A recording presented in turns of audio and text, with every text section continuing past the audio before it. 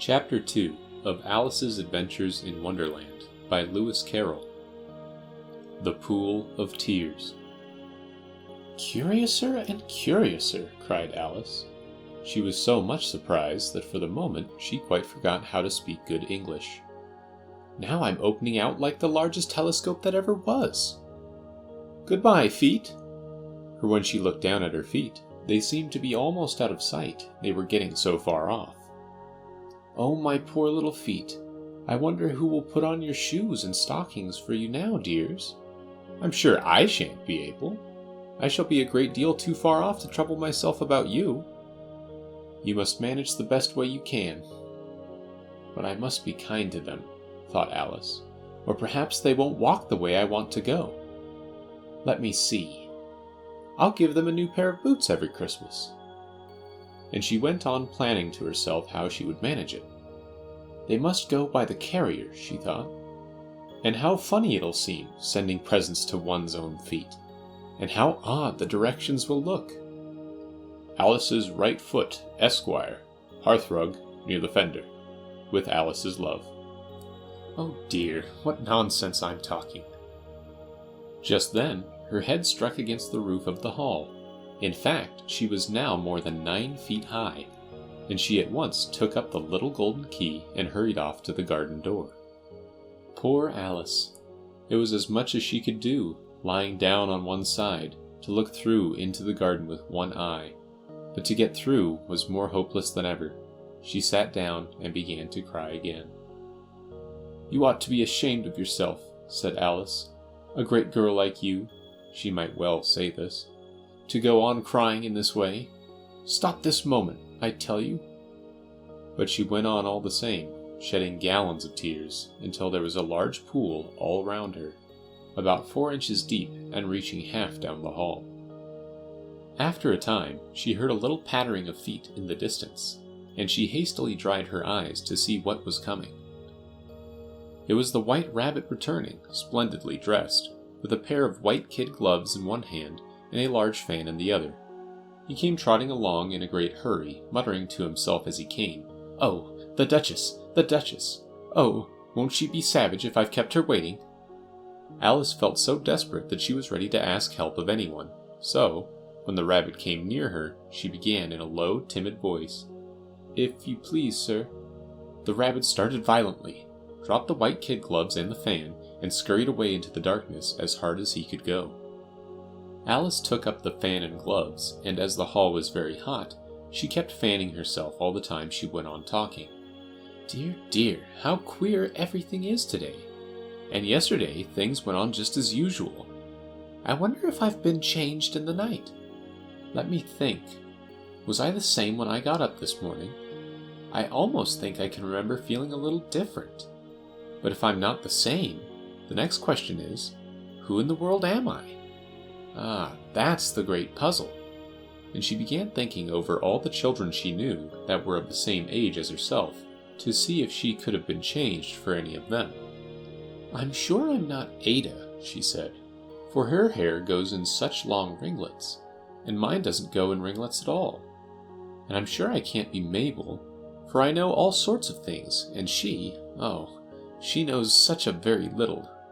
Besides, she's she, and I'm I, and oh dear, how puzzling it all is.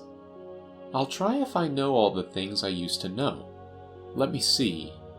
4 times 5 is 12, and 4 times 6 is 13, and 4 times 7 is, oh dear, I shall never get to 20 at that rate. However, the multiplication table doesn't signify. Let's try geography. London is the capital of Paris, and Paris is the capital of Rome, and Rome... No, that's all wrong, I'm certain. I must have been changed from Mabel. I'll try and say, how doth the little... And she crossed her hands on her lap as if she were saying lessons, and began to repeat it, but her voice sounded hoarse and strange, and the words did not come the same as they used to do. How doth the little crocodile improve his shining tail, and pour the waters of the Nile on every golden scale? How cheerfully he seems to grin, how neatly spread his claws, and welcome little fishes in with gently smiling jaws. I'm sure those are not the right words, said poor Alice, and her eyes filled with tears again as she went on. I must be Mabel after all, and I shall have to go and live in that poky little house, and have next to no toys to play with, and oh, ever so many lessons to learn. No, I've made up my mind about it. If I'm Mabel, I'll stay down here. It'll be no use their putting their heads down and saying, "Come up again, dear." I shall only look up and say, "Who am I then? Tell me that first, and then, if I like being that person, I'll come up. If not, I'll stay down here till I'm somebody else." But, oh dear, cried Alice with a sudden burst of tears, I do wish they would put their heads down. I'm so very tired of being all alone here. As she said this, she looked down at her hands, and was surprised to see that she had put on one of the rabbit's little white kid gloves while she was talking. How can I have done that? She thought. I must be growing small again. She got up and went to the table to measure herself by it, and found that, as nearly as she could guess, she was now about 2 feet high, and was going on shrinking rapidly. She soon found out that the cause of this was the fan she was holding, and she dropped it hastily, just in time to avoid shrinking away altogether. That was a narrow escape, said Alice, a good deal frightened at the sudden change, but very glad to find herself still in existence. And now for the garden. And she ran with all speed back to the little door, but alas, the little door was shut again, and the little golden key was lying on the glass table as before. And things are worse than ever, thought the poor child, for I never was so small as this before, never, and I declare it's too bad, that it is. As she said these words, her foot slipped, and in another moment, splash! She was up to her chin in salt water. Her first idea was that she had somehow fallen into the sea. And in that case, I can go back by railway, she said to herself. Alice had been to the seaside once in her life, and had come to the general conclusion that wherever you go to on the English coast, you find a number of bathing machines in the sea, some children digging in the sand with wooden spades, then a row of lodging houses, and behind them, a railway station. However, she soon made out that she was in the pool of tears which she had wept when she was 9 feet high. I wish I hadn't cried so much, said Alice as she swam about trying to find her way out. I shall be punished for it now, I suppose, by being drowned in my own tears. That will be a queer thing, to be sure. However, everything is queer today. Just then she heard something splashing about in the pool a little way off, and she swam nearer to make out what it was.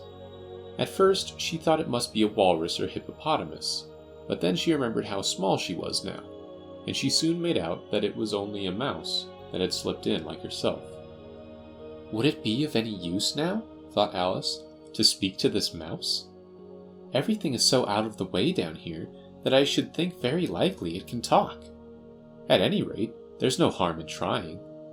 So she began. Oh, mouse, do you know the way out of this pool? I am very tired of swimming about here, oh mouse. Alice thought this must be the right way of speaking to a mouse. She had never done such a thing before, but she remembered having seen in her brother's Latin grammar, a mouse, of a mouse, to a mouse, o mouse. The mouse looked at her rather inquisitively, and seemed to her to wink with one of its little eyes, but it said nothing. Perhaps it doesn't understand English, thought Alice. I dare say it's a French mouse, come over with William the Conqueror. For with all her knowledge of history, Alice had no very clear notion how long ago anything had happened. So she began again, Où est ma chette? Which was the first sentence in her French lesson book. The mouse gave a sudden leap out of the water, and seemed to quiver all over with fright. Oh, I beg your pardon, cried Alice hastily, afraid that she had hurt the poor animal's feelings. I quite forgot you didn't like cats. Not like cats? Cried the mouse in a shrill, passionate voice. Would you like cats if you were me? Well, perhaps not, said Alice in a soothing tone. Don't be angry about it. And yet I wish I could show you our cat Dinah. I think you'd take a fancy to cats if you could only see her. She is such a dear, quiet thing. Alice went on, half to herself, as she swam lazily about in the pool. And she sits purring so nicely by the fire, licking her paws and washing her face, and she is such a nice soft thing to nurse. And she's such a capital one for catching mice. Oh, I beg your pardon, cried Alice again, for this time the mouse was bristling all over, and she felt certain it must be really offended. We won't talk about her any more if you'd rather not. We indeed, cried the mouse, who was trembling down to the end of his tail. As if I would talk on such a subject. Our family always hated cats. Nasty, low, vulgar things. Don't let me hear the name again.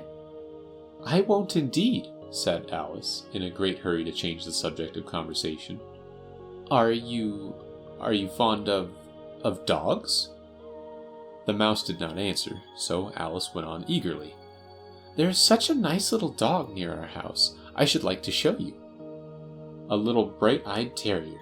You know, with, such long curly brown hair. And it'll fetch things when you throw them. And it'll sit up and beg for its dinner. And all sorts of things. I can't remember half of them. And it belongs to a farmer, you know. And he says it's so useful. It's worth £100. He says it kills all the rats and... Oh dear, cried Alice in a sorrowful tone. I'm afraid I've offended it again. For the mouse was swimming away from her as hard as it could go, and making quite a commotion in the pool as it went. So she called softly after it. Mouse dear, do come back again, and we won't talk about cats or dogs either, if you don't like them. When the mouse heard this, it turned round and swam slowly back to her. Its face was quite pale, with passion, Alice thought, and it said in a low, trembling voice, Let us get to the shore, and then I'll tell you my history, and you'll understand why it is I hate cats and dogs. It was high time to go, for the pool was getting quite crowded with the birds and animals that had fallen into it. There were a duck and a dodo, a lory and an eaglet, and several other curious creatures. Alice led the way, and the whole party swam to the shore. End of chapter 2.